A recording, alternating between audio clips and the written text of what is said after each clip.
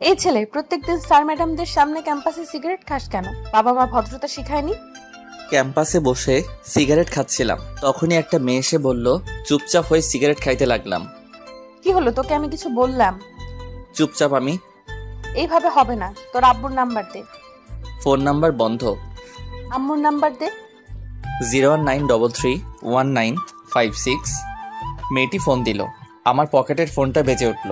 ফোনটা বাহির করে কেটে দিলাম। নিজের নাম্বার দিলি কেন? ফাজলামি করিস? এটাই আম্মুর নাম্বার। আব্বু আম্মু মারা যাওয়ার পর এটা আমার কাছে। মেয়েটা চুপ হয়ে গেল। কিছুক্ষণ দুজনের মধ্যে নিস্তব্ধতা চলল। নাম কি? রিয়াদ। শুধু রিয়াদ, আর কিছু নেই? আচ্ছা, কিন্তু যাদের দেওয়া ছিল তারা না থাকায় ব্যবহার করার প্রয়োজন মনে করি না। বাসায় কে কে আছে? কেউ নেই। মানে? একা থাকি, কেউ নেই আমার। থাকিস কোথায়? কলেজের পিছনে একটা বাসায় থাকি। পড়ালেখা কেমন করে চলে? ফ্রিল্যান্সিং করি, ওটা দিয়ে চলে যায়। কোন ইয়ারে পড়িস? সেকেন্ড ইয়ারে। মেয়েটা কিছুক্ষণ চুপচাপ দাঁড়িয়ে রইল। আপনার সব জানা হয়ে গেলে এখন আসি বলেই চলে আসতে লাগলাম। আমার পরিচয় জানতে চাইবি না? প্রয়োজন মনে করি না। কিন্তু আমার প্রয়োজন আছে। আমি রিমঝিম, অনার্স সেকেন্ড ইয়ারে পড়ি। আচ্ছা, এখন আসি। আচ্ছা যা। ওখান থেকে চলে আসলাম। মেয়েটাকে আমি চিনি, এমনকি কলেজের সবাই চেনে। কলেজের ক্রাশদের মধ্যে রিমঝিম আপু একজন। যেমন সুন্দর দেখতে তেমন রাগ। কলেজের কত ছেলে তার হাতের জন্য হাসপাতালে গেছে তার হিসেব নেই। রিমঝিম আপুর ভাই পুলিশ কমিশনার, তাই সবাই তাকে ভয় করে চলে। কলেজে যেদিন প্রথম তাকে দেখেছিলাম কেমন যেন ভালো লেগেছিল, কিন্তু সেটাকে আমি পাত্তা দেইনি, কারণ এসব মায়া জড়ানো আমার পক্ষে সম্ভব না। এসব ভাবতে ভাবতে বাসায় আসলাম। ফ্রেশ হয়ে রান্না করলাম, তারপর খেয়ে ঘুমিয়ে পড়লাম। কারণ খুব কম রাতেই আমি ঘুমাই, কাজের জন্য জেগে থাকা লাগে। সন্ধ্যায় ঘুম থেকে উঠে বাইরে গেলাম, 1 প্যাকেট সিগারেট কিনে নিয়ে আসলাম। সারা রাত জেগে কাটানোর জন্য বক্সে গান আর এই সিগারেট, এটাই আমার সাথী। এরপর 2 দিন কলেজে গেলাম না। এমনিতেই আমি অতটা কলেজে যাই না। যেদিন বাসায় বোরিং লাগে সেদিন কলেজে যাই। আমার তেমন কোনো ফ্রেন্ড নেই, একা থাকতে ভালো লাগে। অনেকে আমাকে নিজের বন্ধু ভাবলেও আমি ভাবি না, কারণ আমার সময় মনে হয় আমি আমার নিজেরই না, অন্য কারো কেমন করে হব। 1 সপ্তাহ পর রাস্তা দিয়ে হাঁটছিলাম, হঠাৎ কারো ডাক শুনতে পেলাম। পিছনে তাকিয়ে দেখি রিমঝিম আপু। এই শোন। জি বলেন। কলেজে আসিস না কেন? ভালো লাগে না কলেজে, আর কিসের জন্যই বা যাব। কেন, বন্ধু বান্ধবদের সাথে আড্ডা দিতে যাবি? আমার একা থাকাটাই পছন্দ, তাই বন্ধু বান্ধব পাতাই না। খুব অদ্ভুত কথা বলিস তো দেখছি। এমনি। কাল কলেজে আসবি? দেখি।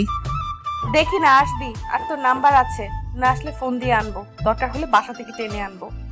আচ্ছা যাব, কিন্তু কেন যাব সেটা বলেন। এমনিতেই আসবি। আমি কারণ ছাড়া কারো কথা মানতে পারবো না, ওটা আমার অভ্যাস না। আপনি যদি কোনো কারণে ডাকেন তাহলে আমি যাব, কিন্তু অহেতুক বিনা কারণে ডাকলে আমি যেতে পারবো না। আসবি না মানে তোকে আসতেই হবে। আচ্ছা আমি যাব। এই তো ভালো ছেলের মতো কথা। আচ্ছা আমি এখন আসি। কই যাবি? আমি নামিয়ে দিচ্ছি, আয়। ধন্যবাদ বলার জন্য, কিন্তু আমি হেঁটেই চলে যেতে পারবো। আচ্ছা যা ইচ্ছে কর, কিন্তু কাল যেন কলেজে তোকে দেখি। আমি যখন বলেছি নিশ্চয়ই যাব। মনে থাকে যেন। কথাটা বলেই রিমঝিম আপু চলে গেল। আমিও বাসায় চলে আসলাম। রাতে খেয়ে ঘুমিয়ে পড়লাম, কারণ আজ কোনো কাজ নেই।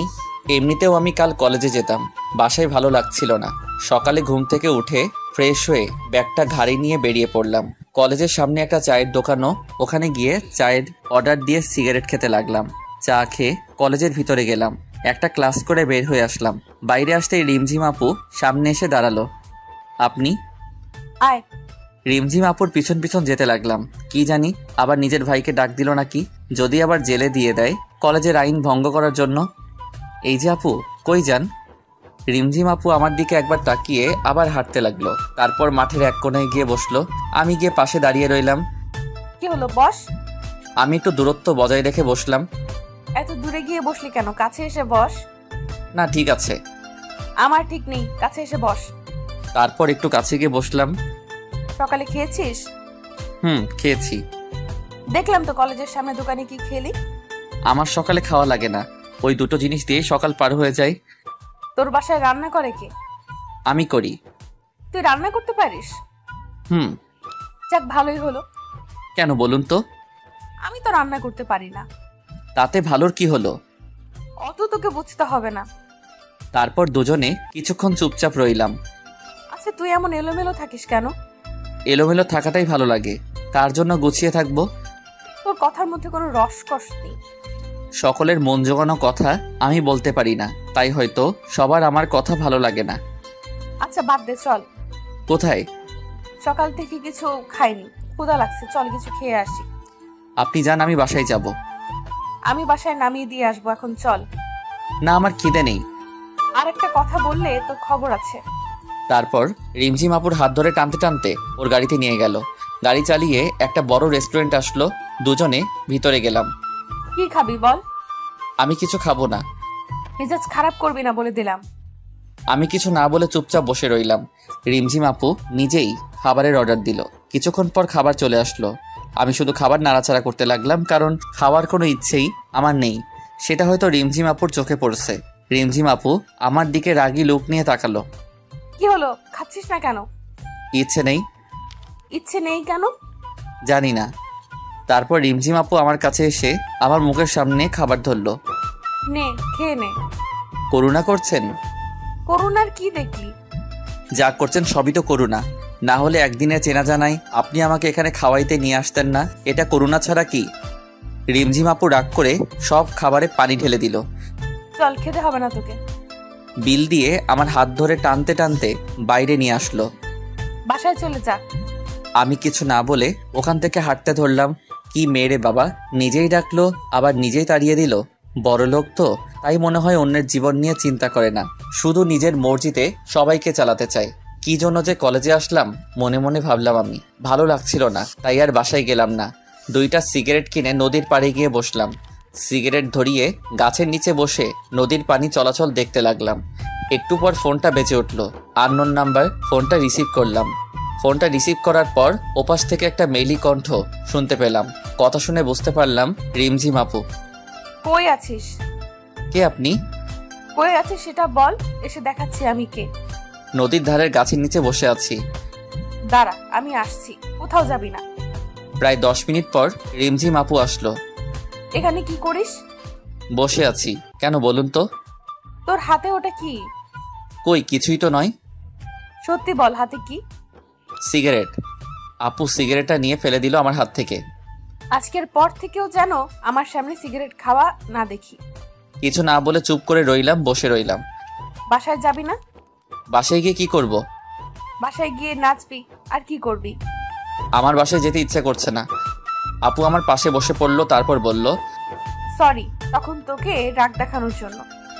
এসব কথা বাদ দেন তো, অভ্যাস আছে, আমি কিছু মনে করিনি। আসলে তুই তখন ওই কথাটা বলার পর মেজাজটা খুব খারাপ হয়ে গিয়েছিল। ভুল তো কিছু বলেছিলাম না। রিমঝিম আপু আমার দিকে তাকালো। কি বলবি আবার বল, কিন্তু এই কথাটা যেন তোর মুখে আর কোনোদিনও না শুনি, বুঝলি? বুঝলাম। আপনি বাসায় যাবেন না? যাব, কিন্তু এটা বল তুই আমাকে আপনি করে বলিস কেন? তাহলে কি বলবো?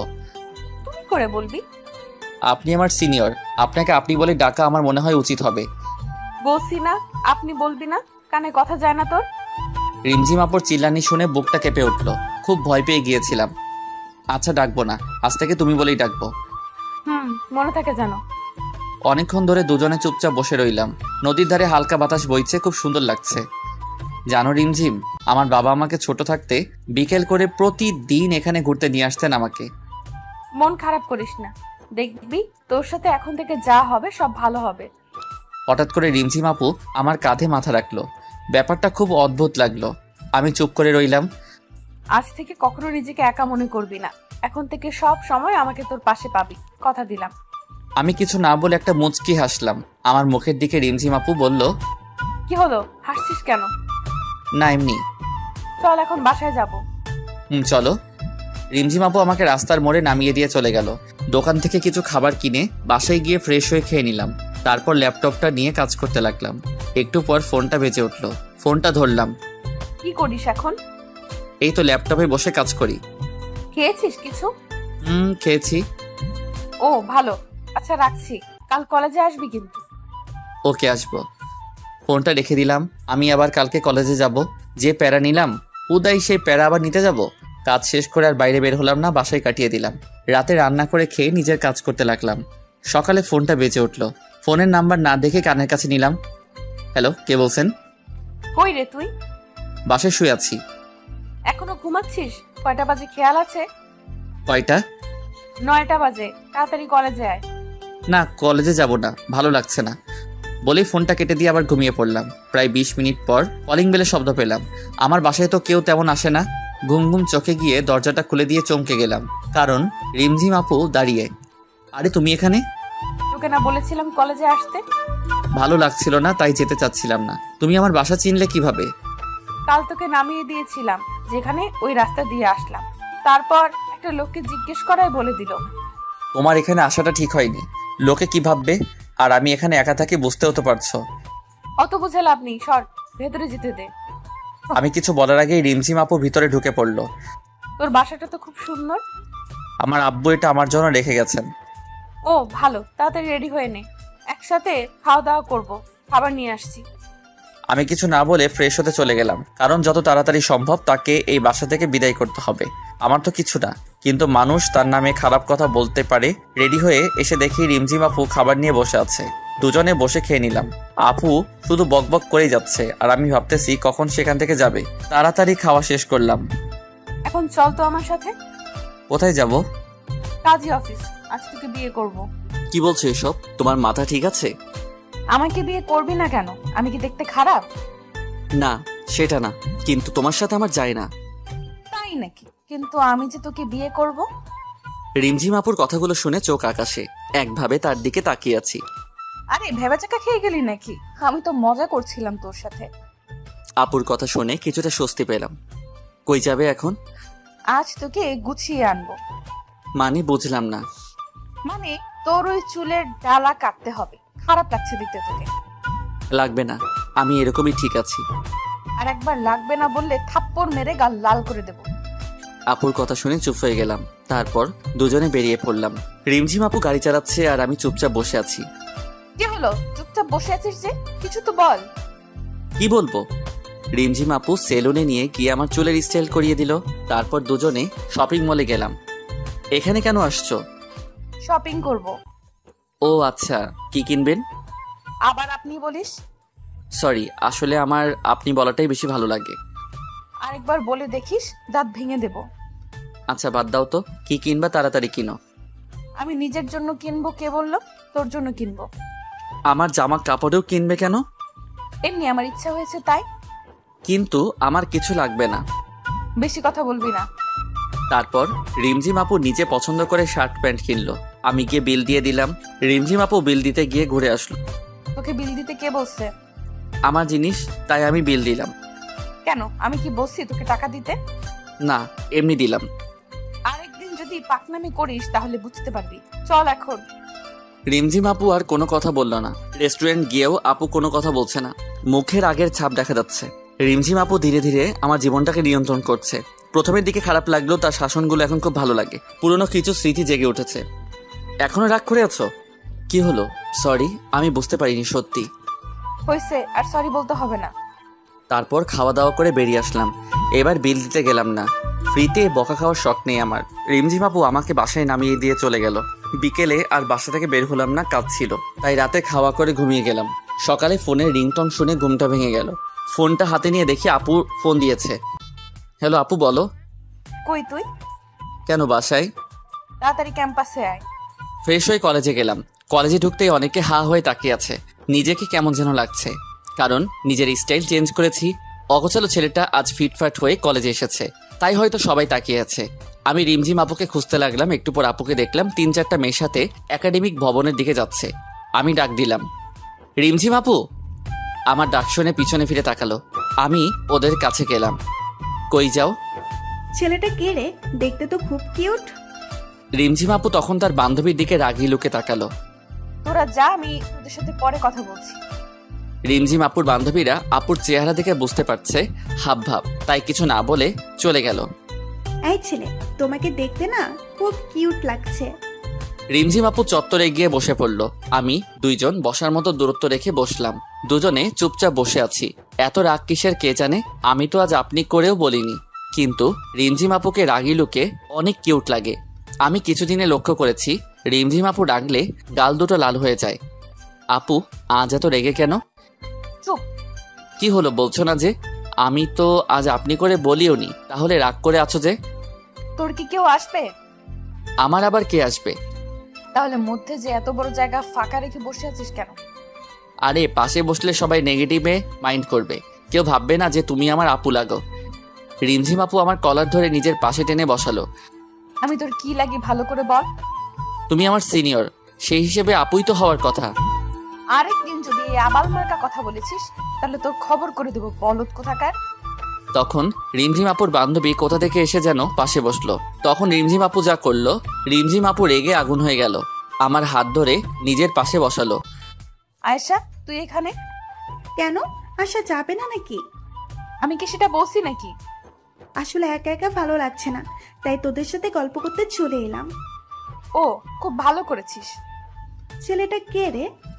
দাঁড়া পরিচয় করিয়ে দিই। রিয়াদ, এ হচ্ছে তোমার বড় আপু আয়েশা।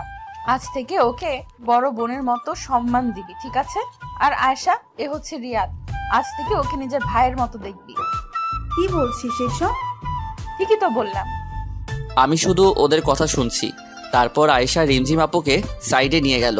দুজনে কি যে কথা বলছে, কিন্তু দূর থেকে যা বুঝলাম খুব ঝগড়া করছে। এক পর্যায়ে রিমঝিম আপু কি যেন বলল, আর আয়েশা আপু ওখান থেকে চলে গেল। আপু তখন আমার কাছে আসলো। এতক্ষণ লাগে আসতে, কি কথা বললা? চুপচাপ পাশে বসে পড়লো। কি হলো, কিছু বলছো না যে? শোন, কাল থেকে তুই কলেজে আসবি না। আসবো না কেন? তাহলে আয়েশা তোর সাথে কথা বলতে পারবে না। কিন্তু কথা বললে কি সমস্যা? সমস্যা আছে, ওর কথা বলার দরকার নেই। আমি কথা না বললেই তো হলো, তাতে কলেজে না আসার কি হলো? সেটাও কথা। তুই আয়েশার সাথে কথা বলবি না, এমনকি কোনো মেয়ের সাথে কথা বলবি না, ঠিক আছে? আর যদি দেখি তাহলে তোর একদিন কি আমার একদিন। কি বলবো ভেবে পাচ্ছি না। রিমঝিম আপুর এমন আচরণ আমায় বেশ অবাক করেছে। কি হলো, কি কথা বল, মনে থাকবে তো? থাকবে। এই তো ভালো ছেলে, এখন ক্লাসে যা। রিমঝিম আপু নিজের ক্লাসে গেল, আমি আমার ক্লাসে চলে গেলাম। এভাবে বেশ কয়েকদিন পার হয়ে গেল। রিমঝিম আপু আমার জীবনটাকে নিজের মতো চালাতে শুরু করলো, যেমন কোনো আপনজন করে। এসব করার অধিকার আমি রিমঝিম আপুকে অনেক আগেই নিজের মন থেকে দিয়ে দিছি, কারণ আমি মনে মনে রিমঝিম আপুকে অনেকটা ভালোবেসে ফেলেছি। নিজের এই মনটাকে অনেকবার বোঝাতে চেষ্টা করেছি তার সাথে আমার যায় না, কিন্তু মনটা মানেনি, ছুটে গেছে তার কাছে। আমি জানি আমি যেদিন রিমঝিম আপুকে আমার ভালোবাসার কথা বলবো সেদিন হয়তো সব শেষ হয়ে যাবে, আর আমি সেটা চাই না। তাই আমি তাকে নীরবে ভালোবেসে যাব, কখনো তার কাছে নিজের ভালোবাসার দাবি নিয়ে যাব না। হয়তো শেষে আমার ভালোবাসাটা এক কোণে পড়ে রয়ে যাবে। কথাগুলো ভাবতে ভাবতে মনটা খারাপ হয়ে গেল। কি রে, মন খারাপ করে এভাবে বসে আছিস কেন? কই না তো। মিথ্যা বলবি না। তেমন কিছু না আপু। আচ্ছা বাদ দে, আয় তোর সাথে একজনকে পরিচয় করিয়ে দিই। আমি রিমঝিম আপুর সাথে গেলাম। রিমঝিম আপু কাকে যেন ফোন দিয়ে ডাকলো। একটু পর একটা ছেলে বাইক নিয়ে আসলো। রিয়াদ, এ হলো রনি, আমার কাজিন, আর রনি এ হলো রিয়াদ। হাই, কেমন আছেন? হ্যালো, তুমি তাহলে রিয়াদ? আপনি আমাকে চিনেন? কিন্তু রিমঝিমের মুখে তোমার কথা অনেক শুনেছি। এই বয়সে তুমি একাই চলাফেরা করো, এটা অনেক ভালো ব্যাপার, সবাই পারে না। আমার আব্বু একটা কথা বলতেন, পাশে যখন কেউ থাকবে না তখন নিজে উঠে দাঁড়াতে হয়। উঠে দাঁড়ানোর সময় কাউকে পাশে পাবি না, তাই নিজে নিচে চলতে শিখতে হবে। আর আমি একাই চলতে শিখে গেছি, সামনের দিনগুলোতেও একাই হয়তো থাকতে শিখে যাব। কথাটা বলার পর রিমঝিম আপু আমার দিকে তাকালো। তারপর তিনজনে বসে অনেক কথা বললাম। রিমঝিম আপু রনির বাইকে করে বাসায় চলে গেল, আর আমি আমার বাসায় চলে আসলাম। রনি নাকি এখন থেকে আমাদের কলেজেই পড়বে। পরের দিন ঘুম থেকে উঠে ফ্রেশ হয়ে কলেজের দিকে বেরিয়ে পড়লাম। কলেজে ঢোকার আগে চায়ের দোকানে গেলাম, 1 কাপ চা অর্ডার দিলাম। চা আসতে আসতে একটা সিগারেট কিনে ধরালাম। এর মধ্যে রিমঝিম আপুর ফোন। হ্যালো। কই তুই? এই তো যাচ্ছি। তাড়াতাড়ি আয়। চা আর সিগারেট খেয়ে কলেজে গেলাম। রিমঝিম আপু মাঠের এক কোণে বসে আছে। আমি রিমঝিম আপুর থেকে একটু দূরে গিয়ে বসলাম। রিমঝিম আপু আমার কাছে চেপে আসলো। আমি চুপচাপ আছি। তোকে কতবার বলেছি সিগারেট খাস না? তুমি হয়তো একদিন চলে যাবে, কিন্তু এটাই হয়তো আমার পাশে থেকে যাবে। আমার কথাটা শুনতে পেয়ে কিছুক্ষণ চুপচাপ আমার দিকে তাকিয়ে রইল। তুই কি কিছুই বুঝিস না? কেন, কি আবার বুঝলাম না। কিছু না। রিমঝিম আপু মন খারাপ করে বসে রইল। আমি চুপচাপ তার মায়াবী মুখটা দেখতে লাগলাম। তারপর আপু উঠে কিছু না বলে চলে যেতে লাগলো। আমি পিছন থেকে ডাক দিলাম কিন্তু শুনলো না, নিজের গাড়িতে গিয়ে বসলো। আমি গাড়ির সাইডে দাঁড়িয়ে রইলাম। কিছুক্ষণ পরে গাড়ির গ্লাস খুললো, চোখ দুটো লাল হয়ে আছে। উঠ, বাসায় নামিয়ে দিই। আমি উঠে বসলাম। রিমঝিম আপু আমাকে নামিয়ে দিয়ে চলে গেল। অন্যদিন আসার সময় হাজারটা কথা বলবে, কিন্তু আজ একটাও কথা বলল না। এরপর কাজের চাপে এক সপ্তাহ কলেজে যাওয়া হলো না। এক সপ্তাহ পর কলেজে গিয়ে দেখলাম রিমঝিম আপু আর রনি বসে আছে। দুজনে বসে আছে আর হেসে হেসে কথা বলছে। আজ রিমঝিম আপু কলেজে আসলো, তবুও একবার ফোন দিল না। খুব অবাক হলাম। এই কয়েকদিন অনেকবার দেখা করতে বলেছে, কিন্তু এই এক সপ্তাহে প্রায় সারাদিন ল্যাপটপ নিয়ে বসে থাকতে হয়েছে। অনেক বড় একটা ক্লায়েন্ট পাওয়ায় কাজ অনেক বেশি ছিল। আমি ভাবলাম হয়তো ভাবছে আমি কলেজে আসবো না, তবুও একটা ফোন তো দিতে পারতো। আমি ওদের না দেখার ভান করে ক্লাসে যেতে লাগলাম। তখন পিছন থেকে রিমঝিম আপু ডাক দিল। আমি ওদের কাছে গেলাম। কেমন আছিস? ভালো আপু, তুমি? ভালো, বস এখানে। ওদের থেকে একটু দূরত্ব বজায় রেখে বসলাম। ওরা দুজনে কথা বলছে, আমি চুপচাপ ফোন টিপতেছি। এর মাঝে রিমঝিম আপু আমার সাথে একটা কথা বলেনি। ব্যাপারটা খুব খারাপ লাগলো। অন্যদিন কলেজে না আসলে ডেকে এনে ঘন্টার পর ঘন্টা কথা বলতো, আর আজ পাশে বসে আছি তাও মুখ ফুটে একটা কথা বলছে না। এক সপ্তাহে এতটা বদল। তোমরা একটু কথা বলো, আমি স্যারের সাথে কথা বলে আসি। রিমঝিম আপু উঠে চলে গেল। জানো রিয়াদ, রিমঝিমের মতো মেয়ে পাওয়া ভাগ্যের ব্যাপার। মানে বুঝলাম না। তুমি জানো না, রিমঝিম আর আমার বিয়ে ঠিক হয়ে আছে।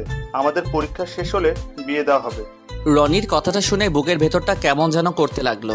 চোখ মুখ অন্ধকার হয়ে গেল। জানতাম এমন কিছু হবে, কিন্তু এত তাড়াতাড়ি হবে তা বুঝতে পারিনি। খুব খারাপ লাগছিল। কি করব বুঝতে পারছি না। এক নিমিষে মনে হয় সব শেষ হয়ে গেল। মনে হয় রনির কথাগুলো কোনো স্বপ্ন। কি হলো রিয়াদ, তুমি ঠিক আছো তো? এমন অস্থির লাগছে কেন তোমাকে? কই, আমি তো ঠিক আছি। না, মনে হচ্ছে খুব অস্থির হয়ে আছো। আসলে বাসায় যেতে হবে তাড়াতাড়ি, তাই একটু তাড়াহুড়োয় আছি। ও আচ্ছা। আচ্ছা আমি চলে যাই। রিমঝিম আপু আসলে বলে দিয়েন আমি চলে গেছি। এখনই চলে যাবে? রিমঝিম আসুক। না, একটা বড় ক্লায়েন্ট নক দেওয়ার কথা আছে, আমাকে যেতেই হবে। আচ্ছা তাহলে যাও। আমি ওখান থেকে বাসায় চলে আসলাম। বাসায় এসে আব্বু আম্মুর ছবিটা হাতে নিয়ে বসে পড়লাম। খুব মিস করছি তাদেরকে। আজ কেন তোমরা আমাকে এত তাড়াতাড়ি ছেড়ে চলে গেলে? আমার মতো অবাকা হয়তো খুব কমই আছে। ভালোবাসার মানুষগুলো সব একে একে ছেড়ে চলে যায়।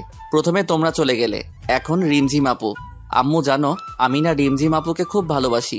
রিমঝিম আপুর সাথে থাকলে তোমার কথা খুব মনে পড়ে। রিমঝিম আপু একদম তোমার মতো শাসন করে। তুমি যেমন আমাকে খাইয়ে দিতে, রিমঝিম আপুও আমাকে মাঝে মাঝে খাইয়ে দিত। কোনো ভুল করলে বকা দিত। তুমি যেমন আমাকে একা করে ছেড়ে গেলে, সেও চলে যাবে একদিন। কিন্তু আম্মু জানো কি, আমি না ওকে ভুলতে পারবো না। তোমাদের যেমন আমি কোনোদিন ভুলতে পারবো না, তেমনি তাকেও আমি কোনোদিন ভুলতে পারবো না। আমি কি করব তোমরাই বলো। খুব কষ্ট হচ্ছে আমার। বুকের ভেতরটা পুড়ে ছারখার হয়ে যাচ্ছে। শুধু তার কথাই মনে পড়ছে। আম্মু আব্বুর ছবি জড়িয়ে ধরে কান্না করতে করতে ঘুমিয়ে পড়লাম। মাঝরাতে ঘুম ভাঙলো। ঘুম ভাঙার পরে মনে হলো ঘটে যাওয়া ঘটনাগুলো স্বপ্ন ছিল, কিন্তু পরে বুঝতে পারলাম কিছুই মিথ্যে না। শুধু আজ আমার ভালোবাসাটা মিথ্যে হয়ে গেল, চাপা পড়ে গেল কষ্টের মাঝে। ঘুম থেকে উঠে যখন বুঝতে পারলাম যে প্রিয় মানুষটা আর আপনার জীবনের অংশ হবে না, তখন যন্ত্রণার সীমানা থাকে না। তখন ইচ্ছে করে হয়তো আর ঘুম হয় না। সিগারেটের প্যাকেটটা নিয়ে জানালার পাশে গিয়ে বসলাম। আজ চাঁদের আলোটাও কেমন যেন ফ্যাকাশে মনে হচ্ছে। যে করেই হোক এই কষ্ট থেকে আমাকে সামলে উঠতে হবে। জীবনে অনেক কষ্ট পেয়েছি, আর কষ্ট নিতে পারতো না। সিগারেট ধরিয়ে বসে রইলাম। একসময় লক্ষ্য করলাম সিগারেটের ফিল্টারটা ভিজে গেছে। তারপর চোখে হাত দিয়ে দেখি চোখ দিয়ে পানি পড়ছে। হাতটা কাঁপছে। জোরে জোরে কান্না করতে লাগলাম। আম্মু বলতো কান্না করলে বুকটা হালকা লাগে। আজ খুব একা লাগছে। সারা রাত কান্না করলাম।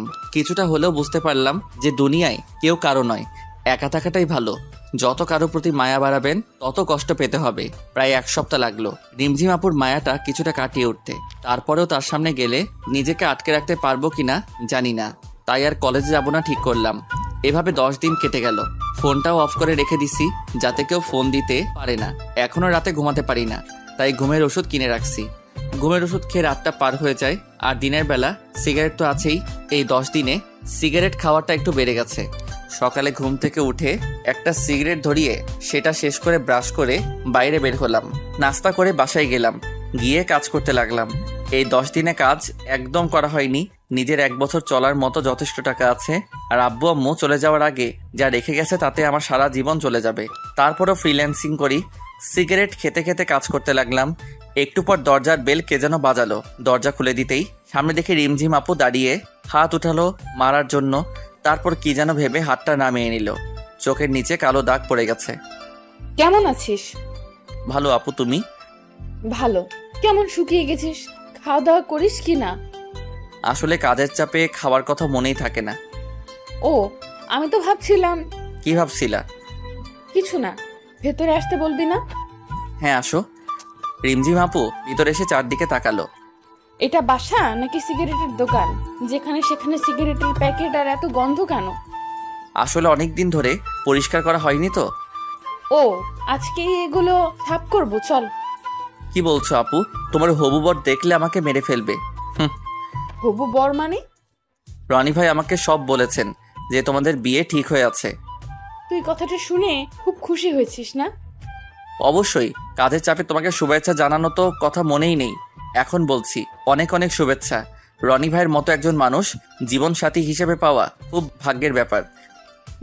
চল আমার সাথে, আজ কলেজে যাবি। আমি কলেজে গিয়ে কি করব? কলেজে গিয়ে আমার কেউ নেই। কার সাথে আড্ডা দিব বলো? কেউ নেই। আমার জানা মতে তো কেউ নেই। তুমি যাও। রনি ভাই হয়তো তোমার জন্য অপেক্ষা করে আছে কলেজে। দেরি করে গেলে হয়তো অভিমান করতে পারে। আমার কথাটা শুনে রিমঝিম আপুর মুখটা শুকিয়ে গেল। কিছু না বলেই চলে গেল। আমি একটা সিগারেট ধরিয়ে ওখানে বসে পড়লাম। মাথাটা খুব ব্যথা করতেছে। সন্ধ্যার দিকে ব্রিজে গিয়ে বসলাম। ব্রিজের রেলিংয়ে বসে আছি। তখন সামনের দিক থেকে কেউ একজন ডাক দিল। গাড়ি চলাচল করায় ভালোভাবে দেখতে পারছিলাম না। গাড়িগুলো সরে যাওয়ার পর দেখলাম একটা মেয়ে আমার দিকে আসছে। কেমন আছো? ভালো, কিন্তু আপনাকে চিনলাম না। কিন্তু আমি তোমাকে চিনি। কেমন করে? তুমি আমার ক্লাসমেট, তোমাকে চিনবো না? ও, কিন্তু আমি আপনাকে চিনলাম না। আমি দিশা।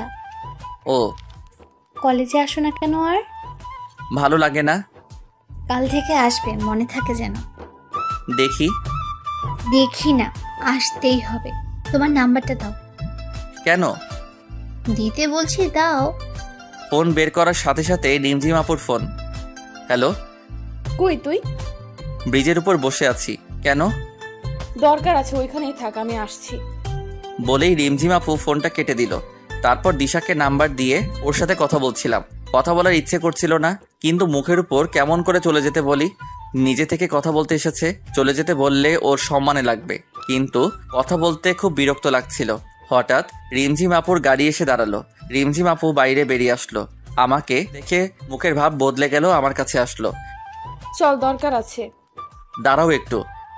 আমি দিশার সাথে আরেকটা কথা বলার আগে রিমঝিম আপু আমাকে টেনে গাড়ির ভিতর বসালো আর গাড়ি চালাতে লাগলো। তোকে না বলেছি কোনো মেয়ের সাথে কথা বলবি না? আমি বলিনি, আর ওর নিজে থেকেই কথা বলতে এসেছিল। তারপরেও তুই কথা বলবি না? রিমঝিম আপুর কাছে আসলে কেমন যেন দুর্বলতা কাজ করে। কোথায় যাচ্ছি আমরা? মার্কেটে যাব। কেন? কাল আমার জন্মদিন, তাই ড্রেস কিনবো, আর তুই সেটা পছন্দ করে দিবি। আমি পছন্দ করে দিব কেন? তোমার হবু বর পছন্দ করে দিবে। খোটা মারা কথা গেল না তোর? খোটা মারার কথা আবার কখন বললাম? যেটা সত্যি সেটাই বললাম। রিমঝিম আপু আর কোনো কথা বলল না। মার্কেটে গিয়ে রিমঝিম আপু ড্রেস দেখতে লাগলো। একটা নীল কালারের ড্রেস দেখে খুব পছন্দ হলো। রিমঝিম আপু হয়তো সেটা লক্ষ্য করলো, তাই ড্রেসটা কিনলো।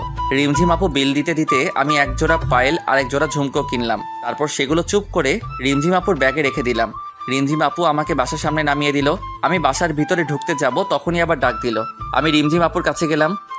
শোন, কাল আমি কলেজে যাব না, কিন্তু সন্ধ্যায় তোকে নিতে রনি আসবে। তখন ওর সাথে আমার বাসায় চলে আসবি। আর তুই না আসলে কাল সত্যি তোর কপালে মাইর পড়বে। কথাটা বলার পরেই রিমঝিম আপু চলে গেল। পরের দিন সকালে ঘুম থেকে উঠে কলেজে গেলাম না। গিফট তো রিমঝিম আপুকে দিয়েই রেখেছি, তাই যাওয়ার কোনো প্রয়োজন হয় না। আর আমি ওর কাছে গিয়ে মায়া বাড়াতে চাই না। যতটা সম্ভব দূরে থাকতে হবে। আমি জানি রিমঝিম আপু গাড়ি পাঠাবে আমাকে, কিন্তু আমি যাব না। তাই সন্ধ্যা লাগতে বাইরের থেকে গেট লাগিয়ে দিয়ে পিছনের একটা ছোট দরজা আছে, ওটাতেই বাসায় ঢুকলাম। রাতে যে কেউ আসলে বুঝতে না পারে আমি বাসায় আছি। সকাল 10টার দিকে বাড়ির সামনে গাড়ির আওয়াজ পেলাম। আমার ঘরের লাইট সবসময় বন্ধই থাকে। অন্ধকার কেন জানি খুব ভালো লাগে। তার কারণ আজও জানি না। অন্ধকারে আলাদা একটা অনুভূতি আছে। জানালা দিয়ে দেখলাম রনি গাড়ি থেকে নামলো। তারপর বাসার দিকে তাকালো। তালা ঝুলানো দেখে গাড়ি নিয়ে চলে গেল। ফোনটাও অফ করে রেখেছি যাতে কেউ ফোন দিতে না পারে। বিছানায় গিয়ে কানে হেডফোন লাগিয়ে দিয়ে গান শুনতে লাগলাম। রিমঝিম আপু মনে হয় রনির সাথে জন্মদিনে খুব মজা করছে, করবেই না কেন? কয়েক মাস পর তাদের বিয়ে। কেন যে আমি রিমঝিম আপুকে ভালোবাসতে গেলাম? খুব ঘুম পাচ্ছিল। তখনই আবার গাড়ির আওয়াজ পেলাম। জানালার কাছে গিয়ে দেখি রিমঝিম আপু গাড়ি থেকে বের হয়ে আসলো। রাস্তার ল্যাম্পপোস্টের আলোতে রিমঝিম আপুকে স্পষ্ট দেখা যাচ্ছে। নীল ড্রেসে একদম পরীর মতো লাগছিল। কিন্তু এই পরী তো ধরাছোঁয়ার বাইরে। রিমঝিম আপু ফোন হাতে নিয়ে ফোন দিতে লাগলো, হয়তো বা আমাকে ফোন দিচ্ছিল। কিছুক্ষণ পর ফোনটা রাস্তায় জোরে ছুঁড়ে মারলো। তারপর গাড়ি করে চলে গেল। আমি গিয়ে শুয়ে পড়লাম। পরের দিন কলেজে গেলাম। কেন জানি আজ কলেজে যাওয়ার খুব ইচ্ছে করলো। কলেজে ঢুকতে দিশার সাথে দেখা। কেমন আছো? ভালো, তুমি? ভালো। কাল কলেজে আসতে বললাম আর আজ আসছো? আসলে কাল একটু কাজ ছিল তাই আসতে পারিনি। ও, তা ফোনটা অফ কেন? চার্জ ছিল না, আর চার্জে দেওয়ার কথা মনে ছিল না। দিশার সাথে কথা বলতে বলতে রিমঝিম আপুর গাড়ি চলে আসলো। আমি দিশার সাথে কথা বলে মাঠের এক কোনায় গিয়ে ফোন টিপতে লাগলাম। হঠাৎ কারো ছায়া আমার উপর পড়লো। তাকিয়ে দেখলাম রিমঝিম আপু। আমি উঠে দাঁড়ালাম। আপু, তুমি কখন আসলে? কাল কই ছিলি? ল্যাপটপটা সার্ভিসিং করতে গিয়েছিলাম, আসতে আসতে দেরি হয়ে যায়। মিথ্যা কথা বলবি না। তুই কি মনে করিস আমি তোকে জানালার কাছে দেখিনি? চুপ। তুই আমার সাথে এমনটা করলি? কত আশা নিয়ে বসেছিলাম আমি তোর জন্য। আজ থেকে তুই আমার সাথে কথা বলবি না। সেটাই হয়তো ঠিক হবে। আপনার সাথে কথা বললে হয়তো আপনার হবু বর খারাপ মনে করতে পারে, আর আপনাদের সম্পর্কের মধ্যে তিক্ততা আসতে পারে। তাই আমার মতো একটা বখাটে খারাপ ছেলের সাথে না মেশাই ভালো। রিমঝিম আপু কিছু বলছে না। রিমঝিম আপুর চোখের দিকে তাকিয়ে দেখলাম চোখ দিয়ে পানি বয়ে পড়ছে। কারণটা এখনো অজানা। রিমঝিম আপু আর কিছু না বলে চলে গেল। আমি আর ওখানে না থেকে বাসায় চলে আসলাম। আবার আগের মতো হয়ে গেলাম। সেই কলেজে গিয়ে আগের মতো সিগারেট খাওয়া, কারো পরোয়া না করা, একা চলা, কোনো মায়ায় না জড়ানো। 3 দিন পর মাঠের কোনায় বসে নোট করছিলাম, সাথে একটা সিগারেট খাচ্ছিলাম। তখন দেখলাম রিমঝিম আপুর গাড়ি এসে মাঠের মাঝখানে দাঁড়ালো। রিমঝিম আপু গাড়ি থেকে বেরিয়ে আসলো। হয়তো আমাকে দেখতে পারিনি। আমি নিজের মতো নোট করতে লাগলাম। কিছুক্ষণ পর সামনের দিকে তাকিয়ে দেখি রিমঝিম আপু আমার দিকে তাকিয়ে আছে। চোখ মুখ শুকিয়ে গেছে, চোখের নিচে কালো দাগ। রিমঝিম আপুকে দেখে একবার সিগারেটটা ফেলে দিতে চাইলাম, কিন্তু কি যে মনে হলো ফেলে না দিয়ে মাথাটা নিচু করে নোট করতে লাগলাম। রিমঝিম আপু সেখান থেকে চলে গেল। আমি একটু পর বাসায় চলে আসলাম। এরপর প্রতিদিন কলেজে গেলাম রিমঝিম আপুকে একটু আড়াল থেকে দেখার জন্য। প্রতিদিন নিজের মনকে বলি কাল আর যাবো না, কিন্তু পরের দিন ঠিকই কলেজে চলে যাই। রিমঝিম আপু কলেজে আসে, চুপচাপ মন মরা হয়ে বসে থাকে। রনিকে দেখি তার সাথে বসে থাকতে। প্রতিদিন কলেজে গেলে দিশা মেয়েটা কথা বলতে আসবে। রিমঝিম আপু মাঝে মাঝে আমার সাথে ওকে কথা বলতে দেখে তাকিয়ে থাকে। হয়তো মেয়েটাকে আমার সাথে কথা বলতে নিষেধ করতে চাই। আমি খারাপ হয়তো, সেই জন্য আমিও যতটা সম্ভব দিশার থেকে দূরে থাকি। এভাবে 20 দিন কেটে গেল। আজ 5 দিন হলো আর কলেজে যাই না। আজ কলেজে যেতে কেন জানি খুব মন চাইলো। ব্যাগটা নিয়ে কলেজে গেলাম। কলেজে গিয়ে চোখ দুটো কাকে জানি খুঁজছিল, কিন্তু তাকে খুঁজে পাচ্ছিল না। কলেজের চত্বরে বসেছিলাম। একটু পর একটা পুলিশের গাড়ি এসে দাঁড়ালো। গাড়ি থেকে একজন পুলিশ অফিসার নেমে এসে চারদিকে দেখতে লাগলো। তারপর আমাকে দেখে আমার দিকে আসতে লাগলো। বুকের ভেতরটা কেমন যেন করছিল। মনে হচ্ছিল দৌড় দিয়ে পালিয়ে যাই, কিন্তু আমি তো কোনো দোষ করিনি, তাই চুপচাপ বসে রইলাম। পুলিশ অফিসারটি আমার কাছে আসলো। তোমার নাম রিয়াদ? জি স্যার। তোমাকে আমার সাথে যেতে হবে, চলো। কিন্তু কেন? আর আপনি কে? আমি রিমঝিমের ভাইয়া। ও, কিন্তু কেন যাব? গেলেই বুঝতে পারবে। কিন্তু কোথায়? আমাদের বাসায়। আচ্ছা চলুন। রিমঝিম আপুকে দেখার খুব ইচ্ছে করছিল, আর মনে মনে খুব ভয় হচ্ছিল।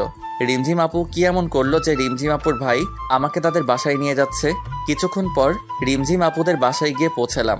বাসার ভিতরে গেলাম। রিমঝিম আপুর ভাইয়া আমাকে বসতে বলে কোথায় যেন গেলেন। আমি সোফায় বসে রইলাম। কিছুক্ষণ পর 2 জন মহিলা আসলেন। একটু পর রিমঝিম আপুর ভাইয়া আর একজন লোক উপর থেকে নেমে আসলেন। হয়তো মহিলাদের মধ্যে একজন রিমঝিম আপুর মা আর আরেকজন ভাবি, আর রিমঝিম আপুর ভাইয়ের সাথে লোকটি হয়তো তার বাবা। সবাই আমার সামনে বসলেন। আমি ভয় কুকড়ে মুকড়ে যাচ্ছিলাম। তাহলে তুমি রিয়াদ? জি, কিন্তু আপনারা আমাকে চিনেন কেমন করে? রিমঝিম বলেছে, এমনকি তোমার ব্যাপারে সব জানি আমরা।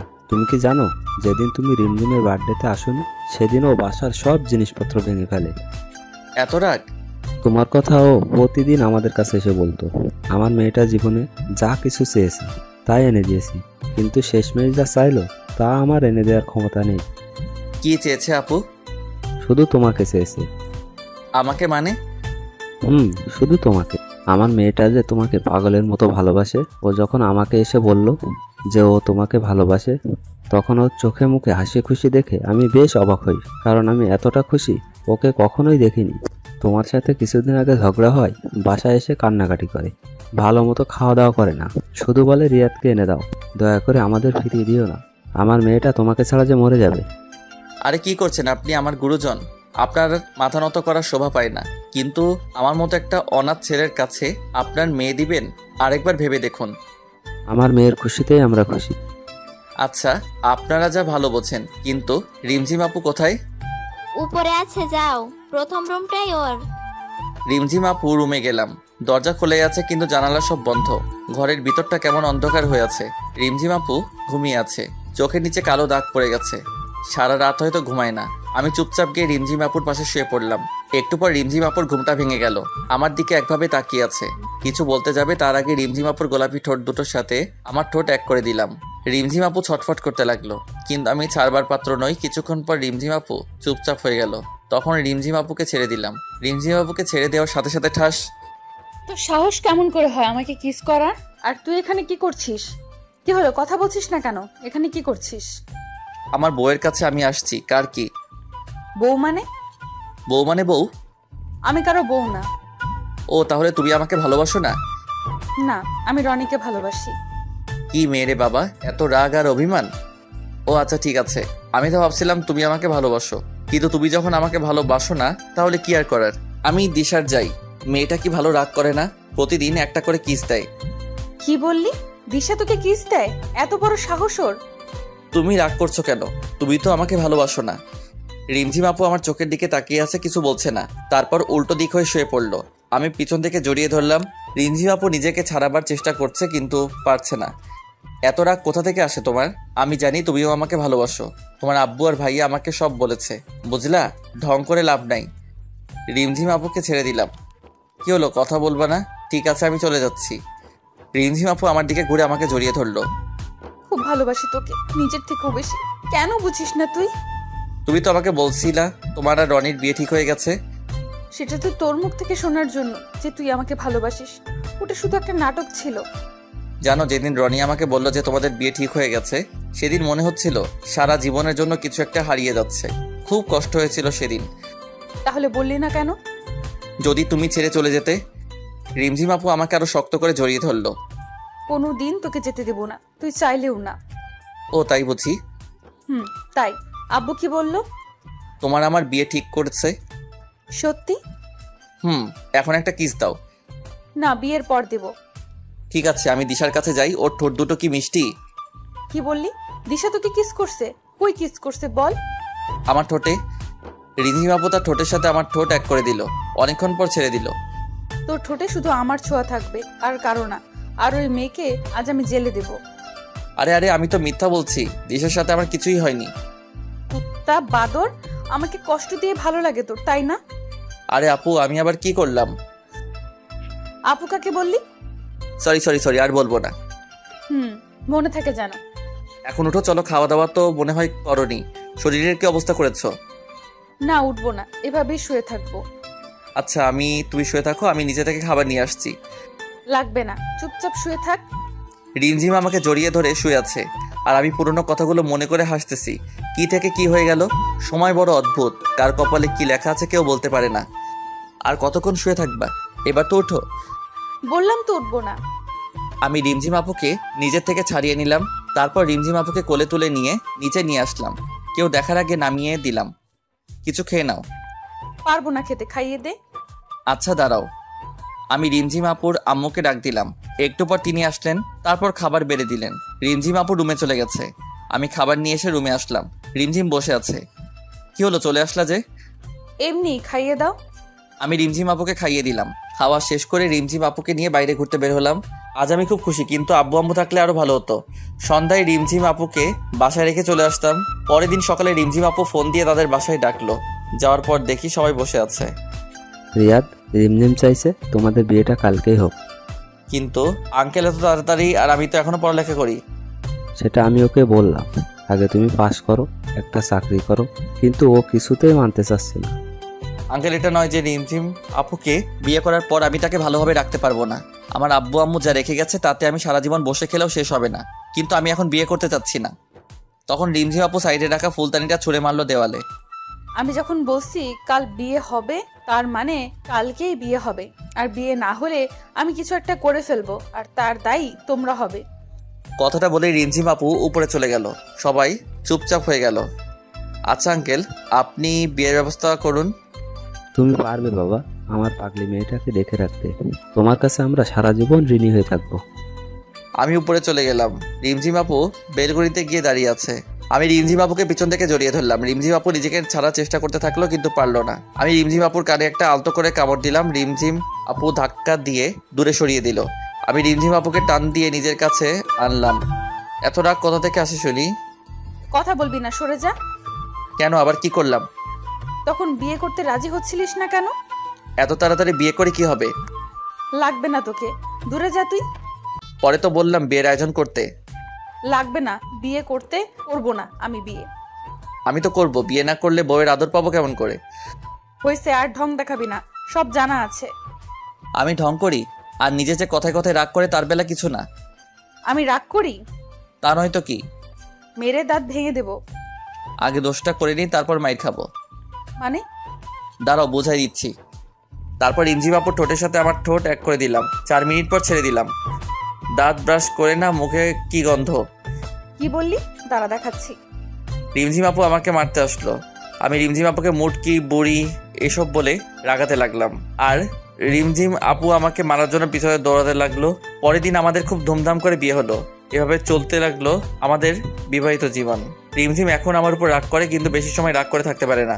রিমঝিম সবসময় আমাকে হাসি খুশি রাখার চেষ্টা করে। এই যে বন্ধুরা, গল্প শেষ করে কমেন্ট না করে চলে যাচ্ছ, এইটা কিন্তু ঠিক না। তাড়াতাড়ি কমেন্ট করো। আর যারা এখনও আমাদের চ্যানেলটি সাবস্ক্রাইব করো নাই, জলদি করে সাবস্ক্রাইব করে আমাদের চ্যানেলের একজন মেম্বার হয়ে যাও প্লিজ।